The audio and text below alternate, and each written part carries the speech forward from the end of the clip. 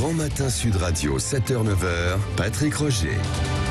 Et l'invité aujourd'hui, Guillaume Pelletier, vice-président exécutif de Reconquête. Bonjour Guillaume Pelletier. Bonjour. Un tiers des stations essence fermées ou à sec, pression sur les négociations, la bataille du 49-3 à l'Assemblée, la riposte de Poutine, un nouveau tournant ou pas dans la guerre, enfin, où en est Reconquête? Et puis la proposition d'une taxe anti-Zemmour. Vous avez vu, autant de questions que nous allons essayer d'aborder.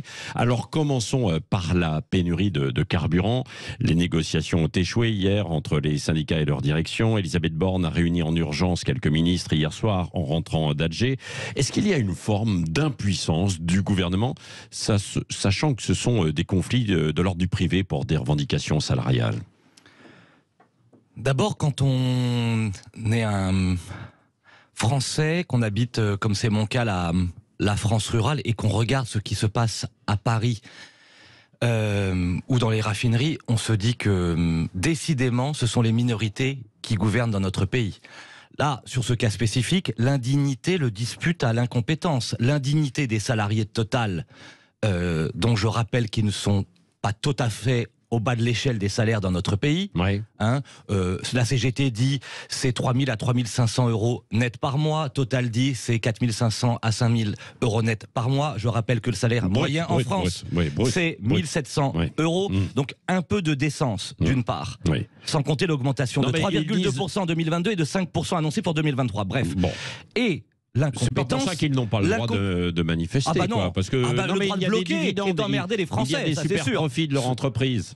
Il y a des dividendes qui sont distribués aussi aux actionnaires. Non mais, si en France, si vous trouvez, moi je pense aux taxis, aux artisans, aux commerçants, aux commerciaux, aux infirmiers, aux infirmières chez moi qui ont besoin de leur voiture, et à toute cette France dont je fais partie, parce que nous vivons dans la France des provinces, pour lesquelles nous Français, la voiture, c'est pas une idée du matin, c'est une obligation vitale pour travailler. Voilà. Nous, on en a ras-le-bol de ces minorités qui bloquent et qui emmerdent les Français. Et on en a ras-le-bol de ce gouvernement d'incompétents.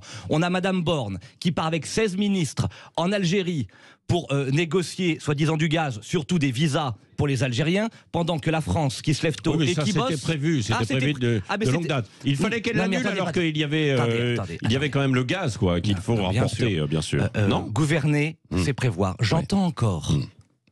Regardez, si on fait un peu silence là, j'entends encore, mercredi dernier, Monsieur Véran, ministre de la République, à l'occasion du Conseil des ministres, dire...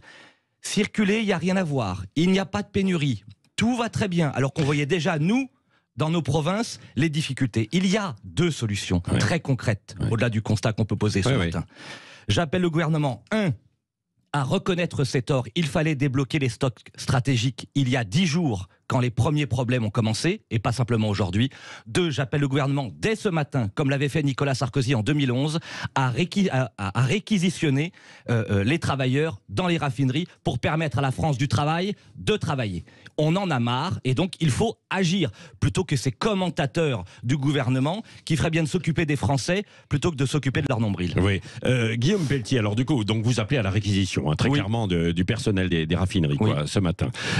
La puissance publique, c'est l'inverse de l'impuissance publique. Quand on est un responsable politique, on agit concrètement. On ne commande pas. Monsieur Macron commente, Madame Borne commente. Ils ont les manettes qu'ils commandent, plutôt que de commenter. Est-ce qu'une telle intervention ne mettrait pas le feu aux poudres, alors que l'automne semble déjà chargé en termes de revendications sociales et quasi explosif?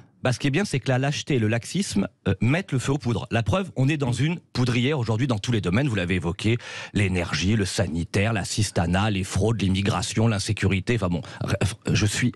Vous savez, moi, je viens d'avoir 46 ans. Tableau sombre. Je suis élu depuis 10 ans. J'ai été maire, député. Aujourd'hui, je suis conseiller départemental de Chambord. Jamais je n'ai vu une rentrée politique aussi atterrante et aussi pauvre. Quand ça n'est pas, on en reparlera, la taxe anti-Zemmour, c'est la propagande écologique sur je vais à distance contrôler votre chauffage, ou maintenant contrôler les box téléphoniques Orange, comme l'a dit Monsieur Guérini, un ministre, hier matin.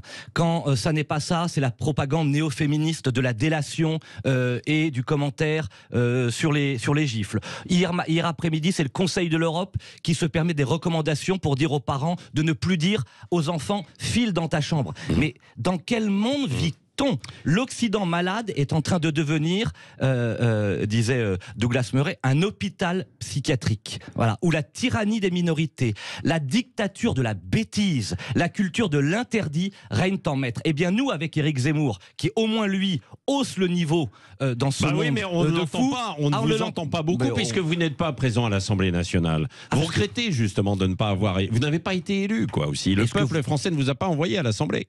Est-ce que vous pensez que l'Assemblée nationale, j'en ai été, c'est l'horizon indépassable de la vie politique française? Quand monsieur Mélenchon, Madame Le Pen, François Mitterrand lui-même et tant d'autres n'étaient pas au Parlement, ça ne les empêchait pas d'avoir une force politique. Reconquête Éric Zemmour, nous sommes au début d'une épopée. Nous avons bâti une force politique qui vise demain à prendre le pouvoir avec, j'espère, tous nos partenaires patriotes ou de droite, les Républicains, le Rassemblement National. Nous, ce que nous voulons avec Éric Zemmour, c'est poser un constat lucide sur la société française. Plutôt que de parler de tous les sujets dont je viens de faire la litanie, c'est de dire, oui, il y a aujourd'hui une insécurité galopante de Marseille à Grenoble et dans tous les territoires de notre pays. Une immigration de masse incontrôlée. Des agressions d'enseignants au nom de l'islamisme, comme encore il y a quelques jours dans le Haut-Rhin. D'ailleurs, samedi, nous organisons à 14h une grande manifestation avec Éric Zemmour en hommage à Samuel Paty,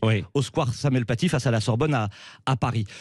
C'est une préoccupation des Français, ça, aujourd'hui, d'être sur ce sujet, alors qu'il y a en fait les conflits sociaux? C'est très simple. Je vous pose la question. Vous avez raison de me poser la question. C'est très simple. Les politiciens et les minorités nous parlent du dérisoire. Nous, avec Éric Zemmour, nous parlons de l'essentiel.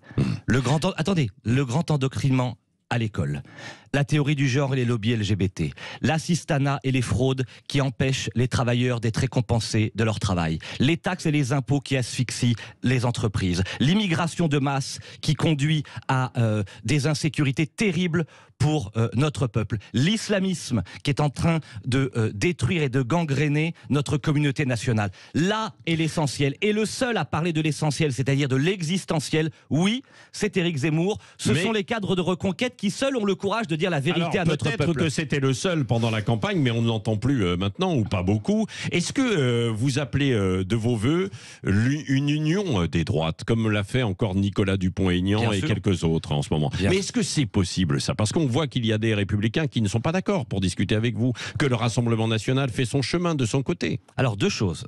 Il y a deux questions. D'abord, vous dites on ne nous entend pas beaucoup. Moi, je pense exactement le contraire. Non, mais c'est parce que vous n'êtes pas à l'Assemblée. Éric Zemmour et Reconquête nous avons été les premiers à nous opposer, vous savez, à l'idée de Macron de répartir les migrants dans la France rurale. Nous étions à Calac il y a quelques semaines. Nous nous opposons au déboulonnage de la statue de l'archange Saint-Michel au Sables-d'Olonne il y a quelques jours. Nous sommes les seuls à dénoncer l'agression de cet enseignant dans le Haut-Rhin. J'ai vu, par exemple, ce matin encore, ça c'est en Haute-Garonne, que certains élus veulent transformer un EHPAD en accueil pour migrants. Ça, c'est la réalité que vivent les Français au quotidien, que nous sommes les seuls à dénoncer. S'ils veulent des avocats, des porte-paroles forts pour défendre nos modes de vie, notre culture, nos traditions, il n'y a que Reconquête, premièrement. Deuxièmement, sur l'union des droites, c'est la méthode et la stratégie que nous portons depuis le début. Pourquoi? La gauche minoritaire est au pouvoir parce que, c'est Emmanuel Macron. Attendez. La gauche minoritaire est au pouvoir parce qu'elle a su s'entendre. Vous savez que Emmanuel Macron, c'est le gauchisme culturel. Il vient du Parti Socialiste, ne l'oublions pas. Certains disent qu'il est plutôt de droite. Bien sûr. Il mène une politique de droite. Quand on est pour l'immigration, pour les impôts, pour l'assistanat, pour la mondialisation financière, on est vachement de droite. Bref, la droite, qui est majoritaire depuis 30 ou 40 ans, n'arrive pas à remporter les élections parce qu'elle est divisée. Il y a d'un côté les Républicains, de l'autre le Front National. Il fallait donc un parti pivot, un parti trait d'union. C'est la vocation de Reconquête. Et comme l'a très bien dit d'ailleurs Nicolas Dupont-Aignan, nous continuerons chaque jour à tendre la main aux élus, aux cadres, aux électeurs des Républicains, aux élus, aux cadres, aux électeurs du Rassemblement National, parce que c'est en unissant nos forces que nous pourrons remporter les élections et donc sauver la France. Regardons ce qui se passe à l'étranger. D'accord, Guillaume Pelletier, sauf que vous n'avez pas de représentation. ou au Sénat encore aujourd'hui. Donc comment vous pouvez peser dans ces conditions? Les autres vous disent circulez, il n'y a rien à voir. Nous y sommes, le Rassemblement national ou les Républicains, quoi. Comment pouvez-vous peser dans les discussions? Il y a combien de j'ai une question. Oui. Il y a combien de députés, il y a combien de députés Front National et combien de députés Républicains? Non, mais au total 89 et 62. Bah oui, c'est ça. Est-ce que vous connaissez le seuil pour avoir la majorité absolue, c'est-à-dire pour gouverner en France? 289. Oui, bien sûr, on n'y est pas. Ni le Front National, ni les Républicains, et je le regrette, n'ont suffisamment de parlementaires pour gouverner.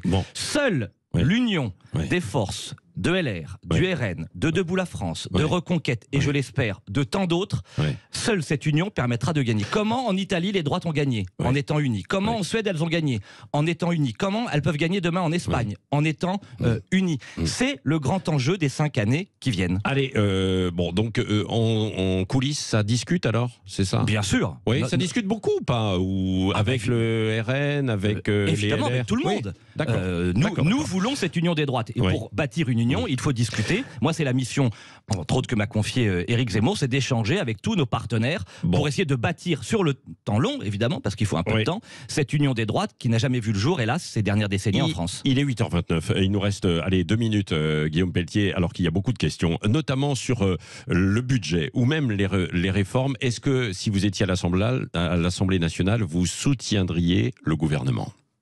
Alors, sur le budget, non. D'ailleurs, j'ai voté contre quand j'étais député, et certainement pas sur celui-ci. Je l'ai étudié avec attention. Qu'est-ce qui est dit dans ce budget? Il y a par exemple une enveloppe inédite de 2 milliards d'euros pour la création de centres pour migrants. La dette explose. Je rappelle que dans les années 70, il n'y avait pas de dette en France. Aujourd'hui, c'est 3 000 milliards d'euros qui pèsent sur la tête de nos enfants et qui brident évidemment à terme notre souveraineté, c'est-à-dire notre indépendance, c'est-à-dire la maîtrise de notre destin. Donc, contre le budget. Voilà. Et sur les retraites alors? Sur les retraites, moi j'ai je dénonce le jeu de dupes, d'ailleurs de la plupart des partis politiques en France, droite et gauche, qui font semblant de faire croire aux Français que l'enjeu clé, là j'ai une vraie différence, c'est la question de l'âge légal. Moi je souhaite qu'on mette fin à l'âge légal couperet. Je propose, je pense que c'est beaucoup plus mature comme réflexion, qu'on se concentre sur la durée de cotisation. Si j'ai commencé à travailler tôt, je pars tôt. Si j'ai commencé à travailler tard, je pars plus tard. C'est par la durée de cotisation qu'on va rétablir l'idéal de justice et d'équité dans notre pays. Parce qu'aujourd'hui, tant qu'on parlera des 62, 64, 65 et même 67 ans, si on écoute l'ancien Premier ministre, eh bien, on donne l'impression aux Français, et particulièrement à ceux qui ont commencé tôt, et particulièrement à ceux qui ont des métiers manuels, de ne pas être pris en considération. Ça, c'est la première différence que j'ai avec le débat actuel. La deuxième, c'est que je souhaite une vraie dichotomie de retraite entre un métier manuel et un métier de bureau. Je considère que quand on est un couvreur, par exemple, on doit avoir des droits supplémentaires que quelqu'un comme moi, par exemple, qui travaille dans un bureau. C'est pas du tout la même pénibilité, la même difficulté. Guillaume Pelletier, un mot et quelques mots quand même sur la guerre en Ukraine. Comment vous interprétez la riposte de Poutine hier sur plusieurs villes? Ce que je crains, ce qui m'inquiète, comme beaucoup de ma génération, nous sommes les enfants de la paix, c'est la surenchère et l'escalade de la plupart des dirigeants du monde qui ne trouvent pas la voie de la diplomatie et de la médiation. Ce que j'ai admiré dans notre histoire récente, rappelez-vous, c'est quand Dominique de Villepin monte à la tribune des Nations Unies en 2003 pour incarner la France puissance de contrepoids et d'équilibre. Donc je sais qu'Emmanuel Macron, et je l'en remercie, garde le lien avec Vladimir Poutine, et il a raison. Je demande à Emmanuel Macron d'être imaginatif pour, j'avais proposé avec Éric Zemmour à l'époque que Nicolas Sarkozy, qui est reconnu dans le monde comme cette puissance de médiation, puisse être par exemple envoyé au nom de la France et de l'Europe. Toujours ce matin, vous maintenez? Mais Nicolas Sarkozy ou quelqu'un d'autre, mais une équipe ou des personnalités capables d'obtenir le cessez-le-feu. Notre obsession, ça doit être ni l'escalade verbale, ni la surenchère des condamnations ou des sanctions. C'est de trouver des solutions pour remettre tout le monde autour de la table et sortir de cette escalade qui est extrêmement préoccupante et dangereuse. Un casque bleu de la diplomatie, en quelque sorte. Nicolas Sarkozy pourrait être celui-là?